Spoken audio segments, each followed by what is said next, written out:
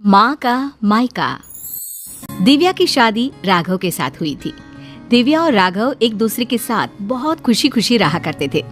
दिव्या एक मध्यम वर्गीय परिवार की लड़की थी, लेकिन दिव्या की सास अनीता जी का मायका काफी पैसे वाला था और अनीता जी अपने पैसे वाले मायके की वजह से काफी घमंड भी किया करती थी। एक दिन सुबह के वक्त, मम्मी जी मैं सोच रही थी अपने मायके जाकर आ जाती हूँ, बहुत दिन हो गया है ना। हाँ मम्मी, पूरा 1 साल हो गया है दिव्या को अपने घर गए। कुछ दिन रहेगी तो उसका मन बदल जाएगा। हाँ हाँ, क्यों नहीं बेटा, आराम से अपने मायके जाकर आओ। अरे भाई, लड़कियों को अपने मायके जाना भी चाहिए, वो भी तो तुम्हारा घर है। जरूर जाओ बेटा। ठीक है दिव्या, मैं 2 दिन बाद की टिकट करवा लेता हूँ, तुम्हें छोड़कर आ जाऊंगा। अरे तुम्हें जाने की क्या जरूरत है बेटा, बहू खुद भी तो जा सकती है ना, ट्रेन में बैठकर ही तो जाना है। लेकिन मम्मी अच्छा थोड़ी ना लगेगा, इतने दिनों बाद दिव्या अपने घर जाएगी, वो भी अकेले। अरे ठीक है ना बेटा, तुम क्यों अपनी छुट्टी खराब कर रहे हो बिना बात के। इन छुट्टियों को कभी इमरजेंसी के लिए बचा कर रखो, काम आएंगी। और बहू का क्या है, 2 दिन मायके जाकर वापस आ जाएगी। कोई बात नहीं राघव, मम्मी जी ठीक कह रही हैं, बेकार में ही मुझे लाने छोड़ने में आपकी छुट्टियां खराब हो जाएंगी। वैसे बहू, तुम्हारा भाई भी तो तुम्हें लेने आ सकता है। शादी के बाद तो बेटियों को लेने अक्सर उनके भाई ही आते हैं। तुम्हारी मम्मी ने नहीं बताया तुम्हें? कोई बात नहीं मम्मी जी, अभी आप ही ने तो कहा ना कि मैं अकेले जा सकती हूँ, तो मैं अकेले चली जाऊंगी। अरे बहू, कहीं ऐसा तो नहीं ना कि किराए के पैसों की वजह से तुम्हारा भाई तुम्हें लेने नहीं आ रहा। तुम्हारे मायके वाले सोच रहे होंगे कि बिना बात का खर्चा जो हो जाएगा उनका। मम्मी, आप दिव्या से ऐसे क्यों कह रही हैं? अरे तो इसमें गलत क्या कह रही हूँ भाई, पैसों की चिंता सबको होती है। नहीं नहीं मम्मी, ऐसी कोई बात नहीं है। मेरे घर वाले मेरे किराए के पैसे तो कम से कम खर्च कर ही सकते हैं। 2 दिन के बाद दिव्या अकेले ही अपने मायके चली जाती है। उसके मायके जाने के बाद, राघव बेटा, तुम्हारी शादी ना हमने गलत घर में कर दी। अब क्या हुआ माँ? दिव्या से कोई शिकायत है क्या आपको? आपने मुझे उसके घर भी नहीं जाने दिया। अरे क्या करेगा वहां जाकर, जब भी जाता है ढंग के तोहफे तक नहीं देते वो लोग। वो तो ये भी नहीं जानते कि दामाद की खातिरदारी कैसे करनी चाहिए। मम्मी, आजकल के जमाने में कौन इन सब बातों के बारे में सोचता है? कभी तेरे पापा से पूछना, आज भी मेरे साथ जब मायके जाते हैं ना तेरी नानी के घर, तो पूछ कितनी खातिरदारी होती है उनकी वहां पर। और तोहफे तो इतने देती है तेरी नानी कि घर ही भर जाता है मेरा तो। लेकिन मम्मी, वो आपके मायके की परंपरा है ना, सब जगह ऐसा हो ये जरूरी तो नहीं। और हम दिव्या के घर वालों से ऐसी उम्मीद कैसे रख सकते हैं? अच्छा नहीं लगता मम्मी। ओफो, आजकल के लड़के ना शादी होते ही अपने पत्नी की साइड लेना शुरू कर देते हैं। अब देखना, आएगी तुम्हारी पत्नी खाली हाथ अपने मायके से। कुछ दिनों के बाद दिव्या अपने मायके से लौट कर आती है और वो अपनी मम्मी के दिए हुए गिफ्ट अपनी सास अनीता जी को दिखाती है।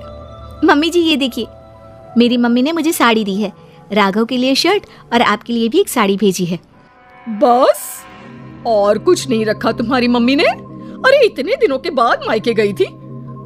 मुझे तो लगा भाई अपने मायके से ढेर सारी चीज मिलेगी तुम्हें। ऐसी बात नहीं है मम्मी जी, वो लोग तो मुझे बहुत सारी चीजें देने की कोशिश कर रहे थे, लेकिन मुझे ये सब अच्छा नहीं लगता। हाँ मम्मी, मैंने ही दिव्या से मना किया था, बिना बात के किसी से चीज लेना अच्छी बात नहीं है। तुम्हारी नानी होती ना बेटा तो मुझे कभी इस तरह नहीं आने देती। मेरे मायके की तो बात पूछो ही मत, जब भी जाती हूँ इतने सारे गिफ्ट मिलते हैं, क्या बताऊं। बस मुझे तो कभी कुछ खरीदने की नौबत ही नहीं आई। कभी कोई साड़ी, कभी कोई सामान मैंने खुद के हाथों से इतने सालों में नहीं खरीदा। सब कुछ तुम्हारी नानी ने दिया है मुझे। मम्मी, अब वक्त बदल गया है, वो आपका मायका है, दिव्या का परिवार पूरी तरह से अलग है। हाँ मम्मी जी, और वैसे भी सबका परिवार एक जैसा नहीं होता ना, और मुझे मेरे परिवार से कोई शिकायत भी नहीं है। कुछ दिनों के बाद अनीता जी अपने मायके जाती है और जब वहाँ से लौट कर आती है तो बैग भर भर के गिफ्ट लेकर आती हैं। देखो बहू, इसे कहते हैं मायके से आना। अरे भाई, इतना सामान हो गया था कि क्या बताऊं। अरे वाह मम्मी जी, ये तो बहुत अच्छी बात है, आपको इतनी सारी चीजें मिली हैं। वही तो, और एक तुम्हारे मायके वाले हैं, ठीक से मिठाई भी नहीं भेज सकते बेटी के ससुराल वालों के लिए। मम्मी जी, आप ऐसा क्यों कह रही हैं? देखो तो सही बहू, मेरी माँ ने पूरे 5 डब्बे रखे मिठाई के। इसे कहते हैं बेटी को विदा करना। तुम्हारी तरह नहीं खाली हाथ भिजवा दिया। बस करिए मम्मी, दिव्या आपकी बहू है, आप उससे इस तरह बात करेंगे तो वो क्या समझेगी? राघव के बार बार समझाने पर भी अनीता जी पर कोई असर नहीं होता और वो कभी भी दिव्या को उसके मायके के लिए भला बुरा सुनाती ही रहती है। एक बार अनीता जी की तबीयत बहुत खराब हो जाती है। मम्मी जी देखिए, आपको बिस्तर से उठने की कोई जरूरत नहीं है, आप आराम कीजिए, आपको जो भी चाहिएगा मैं लाकर दे दूंगी।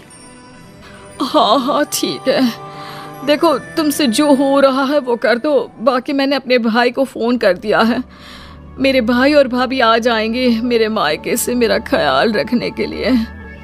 मम्मी आप ऐसा मत कहिए ना, दिव्या आपकी बहू है, वही ख्याल रखेगी आपका। मामा और मामी कितने दिन आपका ख्याल रख लेंगे? ऐसा कुछ नहीं है, मैंने कहा ना, मेरे मायके वालों को बड़ा प्यार है मुझसे। एक फोन करूंगी और दौड़े चले आएंगे। पूरा 1 सप्ताह बीत जाता है, लेकिन अनीता जी के मायके से कोई नहीं आता और दिव्या दिन रात अनीता जी की सेवा करके उनकी तबीयत ठीक कर लेती है। तबीयत ठीक होने के बाद, दिव्या बहू जरा यहाँ तो आना मेरे पास। क्या हुआ मम्मी जी, आप ठीक है ना? आपको किसी चीज की जरूरत तो नहीं है? बहू मुझे माफ कर दो, मैं हमेशा अपने मायके का घमंड करके तुम्हें उल्टा सीधा सुनाती रही, लेकिन फिर भी तुमने मेरी इतनी सेवा की। मम्मी मैं आपसे कहता था ना, अगर आप अपनी बहू से प्यार से पेश आएंगे तो वो आपका बहुत ख्याल रखेगी और वही जिंदगी भर आपके काम आने वाली है। लेकिन मैंने तो अपनी बहू को हमेशा ताने मारे और फिर भी उसने मेरा इतना ख्याल रखा।